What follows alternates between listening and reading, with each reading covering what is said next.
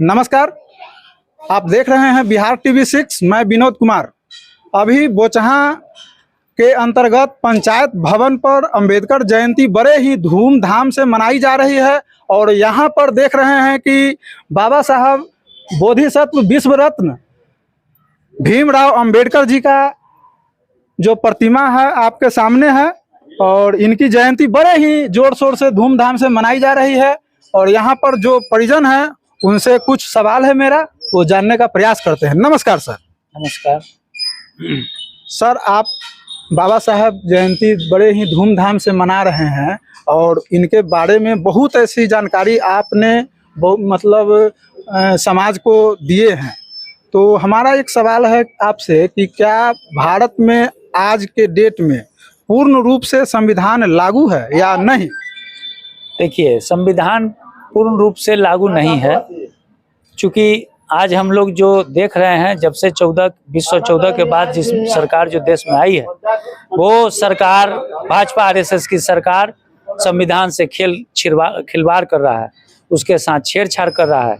दलित, पिछड़ा, अकलियत, जो भी गरीब गुरबा है। तो सर, इसका कारण क्या है? वो छेड़छाड़ करने का कारण क्या है? उसका कारण है कि ये लोग शुरू से अंग्रेज के समय में भी, जब आरएसएस का स्थापना हुआ 1925 में, उस समय से ही लोग अपना बरहस्त कायम करने के लिए उस समय के जो निवासी थे, उस समय के जो लोग थे, उनके साथ उस समय भी खिलवाड़ किए थे। जब अंग्रेजों के जाने के बाद, जब इन लोगों का लोग छद्म रूप धारण करके जब सत्ता में आने लगे, जगह पर जाने लगे, तब से इन्होंने संविधान के साथ छेड़छाड़ करना शुरू कर दिया।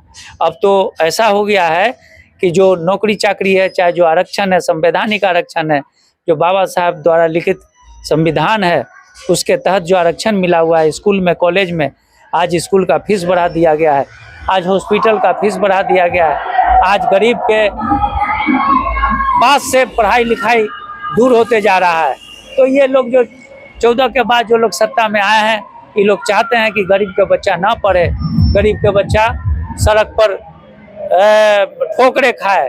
यही कारण है कि आज हम कह सकते हैं कि संविधान तो कहने के लिए भारत का संविधान है, संविधान लागू है, संविधान से देश चल रहा है, लेकिन नहीं, अब हम यह कह सकते हैं कि संविधान को दिखा के भीतर से जो संवैधानिक अधिकार है उसको भारत आरएसएस के लोग खा रहा है, अपने उद्योगपति मित्र को मजबूत बना रहा है और संविधान को धीरे धीरे दीमक के तरह ये लोग नष्ट करते जा रहा है। आप कह रहे हैं कि शिक्षा में कमी है, तो फिर सरकार जो अभी बड़े ही जोर शोर से शिक्षा नीति बना करके लाई है, तो वो क्या है? यह सब छलावा है। अभी जो भी वर्तमान सरकार है, चाहे बिहार में हो चाहे देश में हो, ये छलावा है। आप देख लीजिए, जितने भी सेंट्रल विश्वविद्यालय है उसमें देखिए कि जो पहले फीस 14 के पहले 5,000 फीस हुआ करता था, अब 30,000 वहाँ फीस हो गया है। गरीब का बच्चा क्वालिफाई करने के बाद भी वहाँ तक नहीं जा पा रहा है। हम तो खुद देख रहे हैं, चूँकि मेरे घर में भी बाल बच्चा हाई एजुकेशन में पढ़ाई लिखाई कर रहा है, इसलिए हम लोग जान रहे हैं। तो कहने का मतलब है कि आप तो कहते हैं कि शिक्षा नीति और चिकित्सा नीति, लेकिन क्या है, दवाई महंगा हो गया। अब जो दवाई, सिर दर्द के दवाई जो 2 रुपया में मिलता था, आज उसका कीमत 12 रुपया हो गया। जो गैस का दवाई 2 रुपया में मिलता था, उसका कीमत आज 15 रुपया हो गया।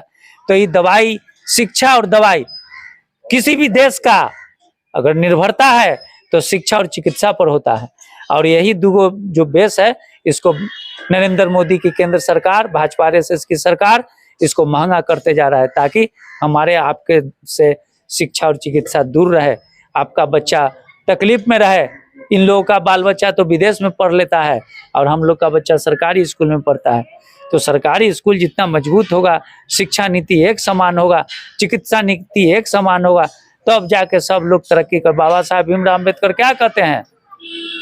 राजा हो या हो भंगी का संतान, सबको शिक्षा मिले एक समान।